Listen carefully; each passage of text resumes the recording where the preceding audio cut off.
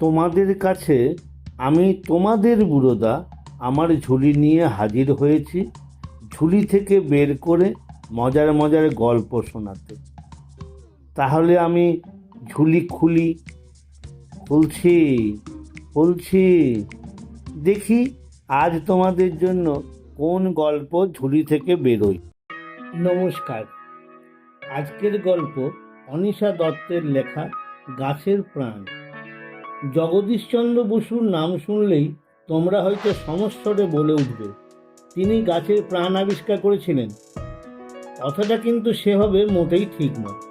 গাছের যে প্রাণ আছে তা মানুষ যবে থেকে গাছ থেকে খাদ্য আহরণ করতে শিখেছে তবে থেকেই জানে। গাছ যে জন্মায়, বেড়ে ওঠে, ফুলে ফলে ভরে যায়, নতুন বীজ আসে, আবার গাছ একদিন মরেও যায়। এ কথা কি জগদীশচন্দ্র বসুর পূর্বে লোকের অজানা ছিল? লোকে কি বলতো না, গাছ জন্মালো, গাছ বড় হচ্ছে, বা গাছ মরে গেছে? অর্থাৎ গাছেরও প্রাণ আছে, নিরক্ষর চাষিও জানে। আসলে ব্রিটিশ সরকার জগদীশচন্দ্রের মতন বিশ্ববিজ্ঞানীর যথার্থ মূল্যায়ন খর্ব করার জন্য এ ধরনের অপপ্রচার চালিয়েছিল। আসলে প্রাণী ও উদ্ভিদের মধ্যে যান্ত্রিক আঘাত, তাপ ও শৈত্যের প্রয়োগ, তড়িৎ তরঙ্গের প্রভাব, রাসায়নিক ঔষধের ব্যবহার ইত্যাদিতে সাড়া দেওয়ার ব্যাপারে আশ্চর্য মিল রয়েছে। আচার্য জগদীশচন্দ্র বসু পরে শতাধিক আশ্চর্য যন্ত্র উদ্ভাবন করে নানা রকম পরীক্ষা নিরীক্ষার সাহায্যে তা দেখিয়ে গেছে। উত্তেজক ঔষধের প্রভাবে উভয়েরই এই সাড়া দেওয়ার ক্ষমতা বেড়ে যায়। আবার জোরালো ওষুধে প্রাণী উদ্ভিদ উভয়ই নির্জীব হয়ে পড়তে পারে। বিষ প্রয়োগে উভয়েরই মৃত্যু ঘটানো সম্ভব। গাছের এই সাড়া দেওয়ার ব্যাপারে দুটো মজার কাহিনী শোনাব। আন্তর্জাতিক বিজ্ঞান সফরে জগদীশচন্দ্র প্যারিস গিয়েছে। বক্তৃতার শেষে পরীক্ষা করে দেখাবেন বিষ প্রয়োগে গাছের মৃত্যু। বন চাঁড়াল গাছ এনেছেন পরীক্ষা প্রদর্শনের জন্য। এই গাছের প্রতি পর্বে 3টি করে পাতা, মাঝেরটি বড় ও পাশের ছোট দুটি পাতা সর্বদাই কম্পমান, নেচেই চলেছে। বন চাঁড়ালের পাতা কাঁপতে কাঁপতে ওঠানামা করছে, আর সেই কম্পনের হার লিপিবদ্ধ হচ্ছে জগদীশচন্দ্রের যন্ত্রে।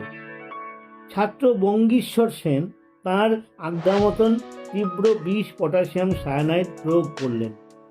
গাছের মরে যাওয়ার কথা, কিন্তু তার বদলে পাতার নাচানাচি আরও বেড়ে গেল। দর্শকদের মধ্যে হইচই হট্টগোল। ভাগ্যক্রমে টেবিলেই রাখা ছিল ক্লোরোফর্মের শিশি। জগদীশচন্দ্র তক্ষুনি ক্লোরোফর্ম ঢালতেই পাতার নাচানাচি একদম বন্ধ হয়ে গেল। গাছটি মৃত্যুর মুখে ঢলে পড়ল। সফল পরীক্ষা দেখিয়ে চিন্তিত জগদীশচন্দ্র অবশিষ্ট পটাশিয়াম সায়ানাইড নিয়ে এসে পরীক্ষাগারে পরীক্ষা করে দেখেন ওটি ছিল বিশুদ্ধ চিনির গুঁড়ো।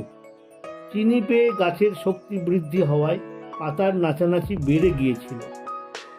কিন্তু চিনি এলো কোথা থেকে? আসলে হয়েছিল কি, সভা আরম্ভ হওয়ার মুখে বঙ্গীশ্বর লক্ষ্য করেন পটাশিয়াম সায়ানাইড ফুরিয়ে গেছে।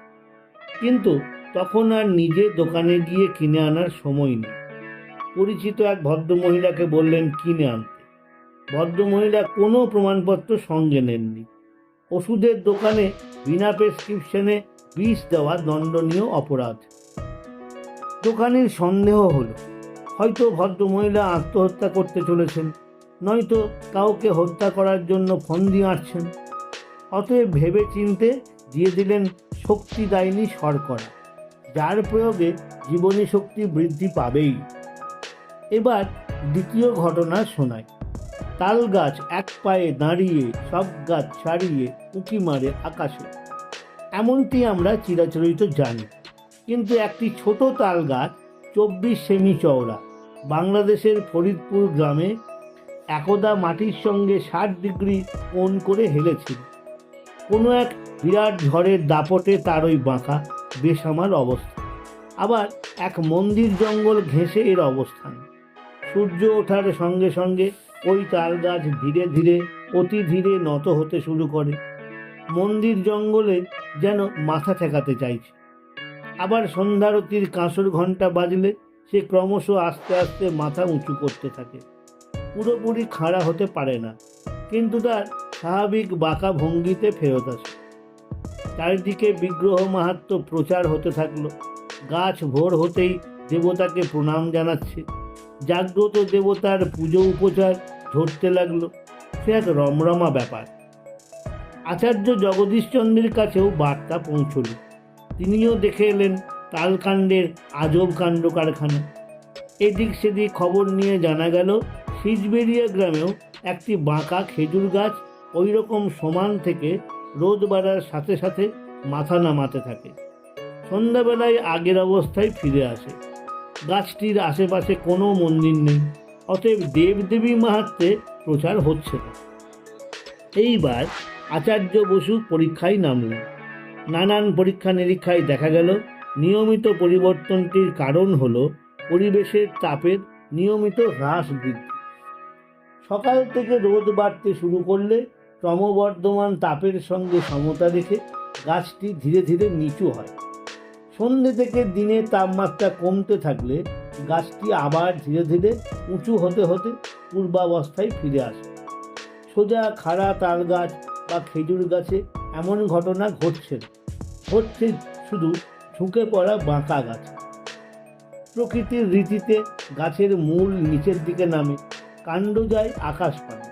গাছটি বেশ হেলেই ছিল, কিন্তু প্রকৃতির নিয়মে গাছটি খাড়া হওয়ার চেষ্টা করবেই।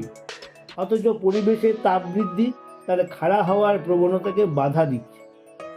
ফলে রোদ বাড়ার সাথে সাথে সে আরও ঝুঁকে যাচ্ছে। তাপ কমতে থাকলে প্রকৃতির রীতি অনুযায়ী তালকাণ্ড আপনিই খাড়া হওয়ার চেষ্টায় নিজের বাঁকা অবস্থায় ফিরে আসে। ব্যাপারটি সম্পূর্ণ বিজ্ঞান ভিত্তিক, দেব দেবী মাহাত্ম্য নয়। নানান পরীক্ষা নিরীক্ষার মাধ্যমে জগদীশ বসু আরও দেখিয়ে গেছেন জীবের সূক্ষ্মতম জীবনবোধ হলো উত্তেজনা প্রসূত বৈদ্যুতিক সাড়া দেওয়ার ক্ষমতা। ঠিক প্রাণীদের মতনই গাছপালার মধ্যেও এই বৈদ্যুতিক সাড়া দেওয়ার ক্ষমতা বর্তমান।